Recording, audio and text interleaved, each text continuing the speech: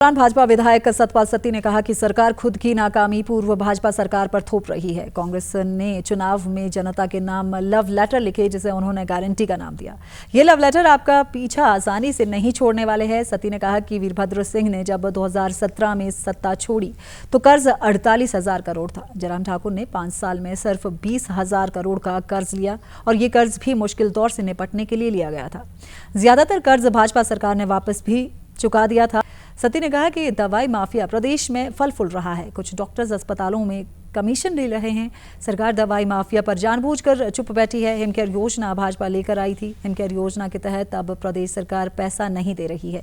नशा हिमाचल में लगातार फैल रहा है। चिट्टा रोहडू रामपुर से लेकर किन्नौर तक फैल गया है। नशे के खिलाफ कड़े कदम उठाने की जरूरत है।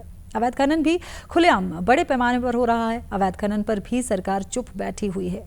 सरकार बिना वजह आर्थिक तंगी का रोना रो रही है। खबर पर और अधिक जानकारी के साथ विधानसभा से हमारे साथ जुड़ रहे हैं हमारे सहयोगी धर्म प्रकाश।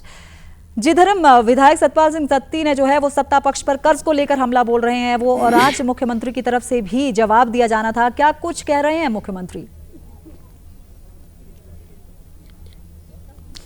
देखिए, मुख्यमंत्री का जो वक्तव्य है, संबोधन है, वो अब से कुछ ही देर बाद करीब 4 बजे सदन में शुरू होगा। उससे पहले आज जिस तरह से विपक्ष ने सदन के बाहर सरकार को घेरने की कोशिश की, उसी तरह से सदन के अंदर भी विपक्ष सरकार पर हमलावर नजर आया है। बीते रोज जिस तरह विपिन परमार ने सरकार पर गारंटियों को लेकर हमला बोला था, चुनावी गारंटियों को लेकर, उसी तरह आज सतपाल सत्ती ने प्रदेश सरकार को कर्ज के मुद्दे पर घेरने की कोशिश की है। अब सरकार की तरफ से राजस्व मंत्री जगत नेगी ने प्रदेश पर बढ़ रहे कर्ज को लेकर पिछली सरकार यानी बीजेपी पर आरोप लगाए थे, ठीकरा फोड़ा था, जिसको लेकर सतपाल सत्ती ने कहा है कि सरकार जानबूझकर ऐसा कर रही है क्योंकि कर्ज का जो बोझ प्रदेश पर बढ़ता जा रहा है उसके लिए बीजेपी नहीं, पिछली सरकार नहीं, बल्कि मौजूदा सरकार ही जिम्मेदार है।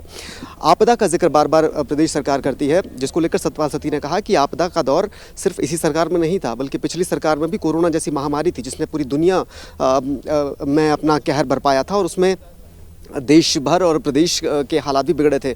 उस वक्त प्रदेश को संभालने का काम जिस तरह से बीजेपी ने किया था, उसी तरह आपदा का जो अब कांग्रेस सरकार बहाना बना रही है वो कहीं से भी उचित नहीं लगता है। साथ ही साथ उन्होंने प्रदेश में स्वास्थ्य व्यवस्थाओं को लेकर भी सरकार पर हमला बोला है। दवाई माफिया शब्द का उन्होंने इस्तेमाल किया और कहा कि दवाई माफिया प्रदेश में बढ़ता जा रहा है और सरकार इस पर भी लगाम लगाने में नाकाम साबित हो रही है। इसके अलावा उन्होंने खनन माफिया का जिक्र किया, साथ ही नशे का जिक्र किया और प्रदेश सरकार को इन तमाम मुद्दों पर एक तरह से फेलियर सरकार का करार दिया है। प्रियंका जी धर्म, अभी जो है वो विधायक दल की बैठक हुई है, उसमें क्या कुछ खास रहा?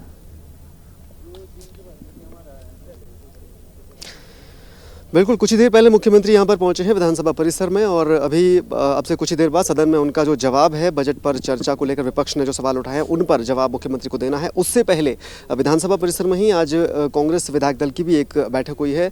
मुख्यमंत्री सुखविंदर सिंह सुक्खू उस बैठक में थे और इस बैठक में खासतौर से राज्यसभा चुनाव के मुद्दे पर चर्चा हुई है।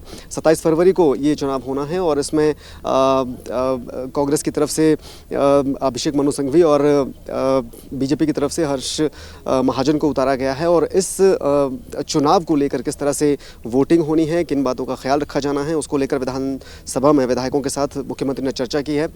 इस चर्चा के बाद जब मीडिया से वो रूबरू हुए तो उन्होंने एक बात साफ तौर पर कही, क्योंकि जब उनसे पूछा गया कि बीजेपी ने भी इस चुनाव में उम्मीदवार उतारा है ये जानते हुए कि प्रदेश में जो बहुमत है विधायकों का वो कांग्रेस के पास है, तो उसके जवाब में मुख्यमंत्री ने कहा कि हर्ष महाजन कांग्रेस के ही नेता रह चुके हैं और शायद उन्हें यह गलतफहमी है कि कांग्रेस के उनके पुराने जो दोस्त हैं या शुभचिंतक हैं वो इन चुनावों में उनका सहयोग कर सकते हैं, जबकि ये पूरी तरह गलतफहमी है, ऐसा कुछ भी होने नहीं वाला। मुख्यमंत्री ने पूरी तरह से आश्वासन दिया है कि इस चुनाव में कांग्रेस का ही उम्मीदवार राज्यसभा जाएगा और क्रॉस वोटिंग के आरोपों को पूरी तरह से मुख्यमंत्री ने दरकिनार किया है।